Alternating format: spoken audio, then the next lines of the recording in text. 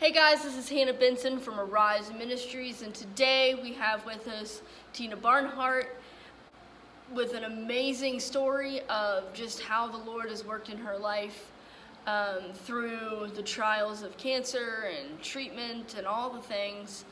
So, welcome Tina. It's great to have you here with us. I'm glad to be here.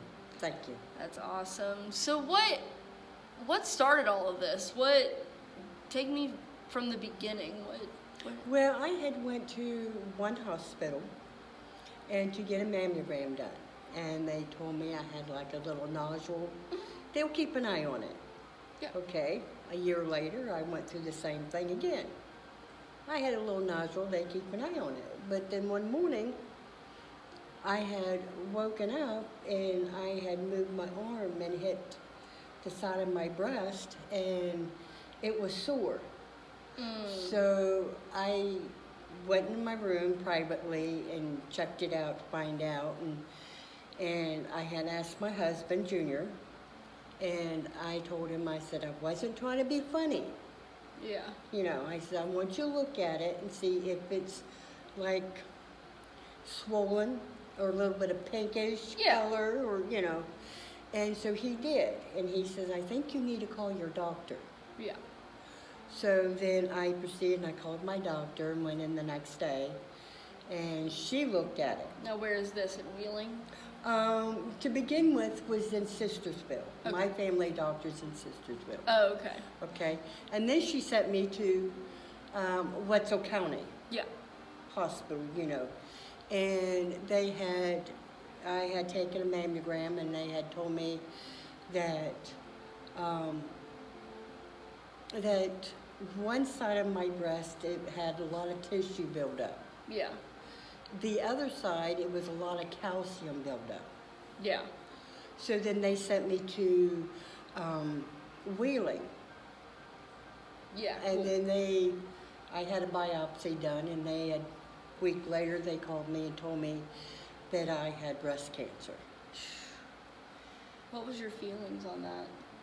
I had a friend of mine with me, because she took me up there, and I looked at her, and then on the expression that I had on my face, it was like, help me. You know, I need help. Yeah. And then I had the thought of my kids. Mm-hmm. I have 4 kids, and I lost one, but the 3 oldest ones, they can pretty much take care of themselves. Yeah. I had 2, well, at the time, 11 years old. I had 2 of them. One of them is my grandson, and the other one is my daughter.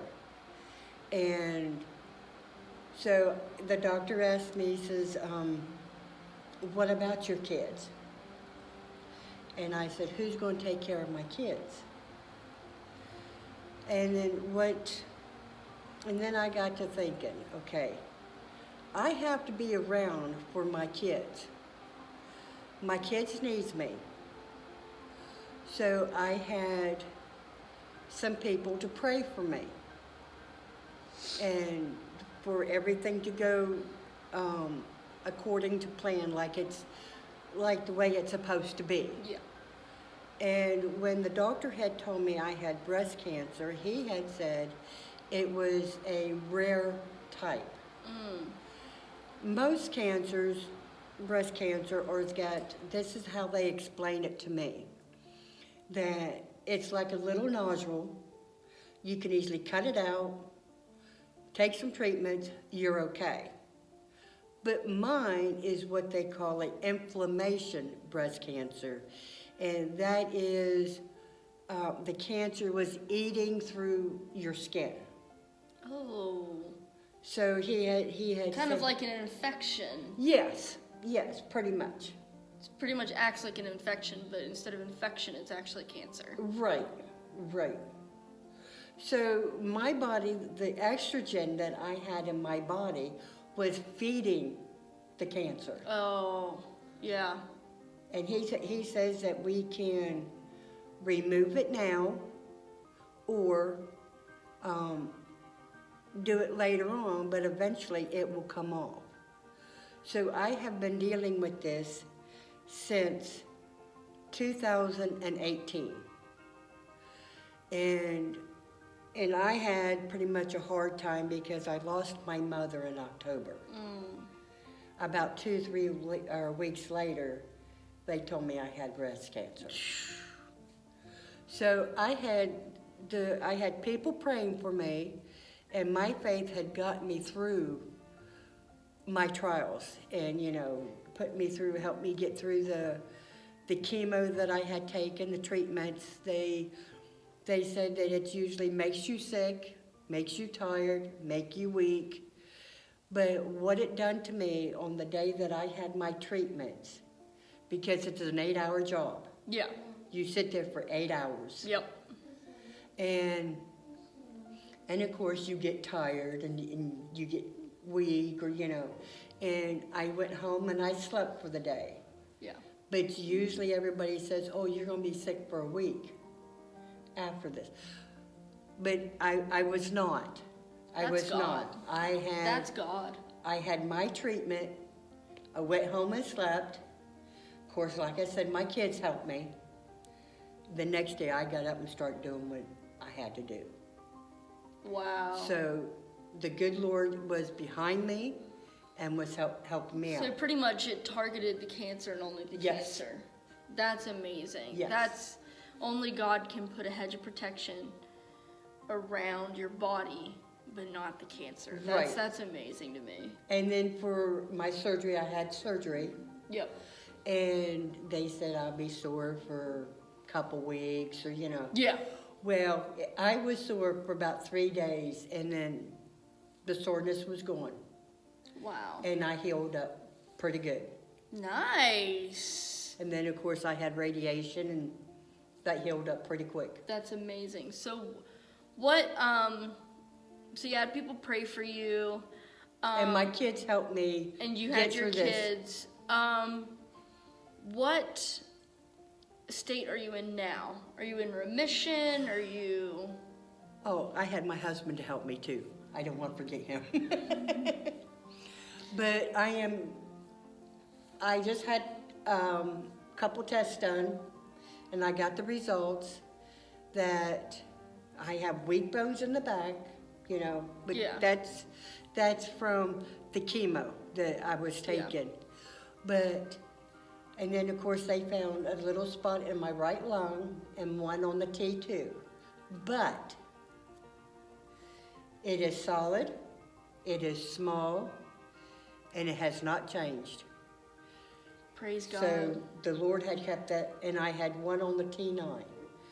And the T9 spot, it is completely gone. Oh, praise Jesus. That's awesome. It is completely gone. Praise God. That is awesome. So I can say, to this day, I am cancer-free and I am a survivor. Yeah. So, what's your advice for someone who's going through something like this? Have people, believe in God. Don't let the devil bring you down, and don't let your family members or your friends or whatever give you a pity party. Just tell them to treat you like you was before. Don't treat me any different, because that helps me out too, because that's what helped me get through it. Because usually if everybody gives you a pity party, it will put you in like a dump or a hole, and then you can't get out. So the only thing I can tell you is don't let anybody give you a pity party. Tell them to treat you the way you was before. Yep. Not any different. And have your faith and have family members that really stands behind you and help you out through your trial. Well, that's awesome. Well, I just want to tell you guys that God did this. If God did this for Tina, God can do it for you too. So just be in prayer. And if you need prayer, on the next screen coming up, we're going to have a phone number. And if you need prayer, go ahead and call it. This has been Hannah Benson with Arise Ministries. Catch you next time.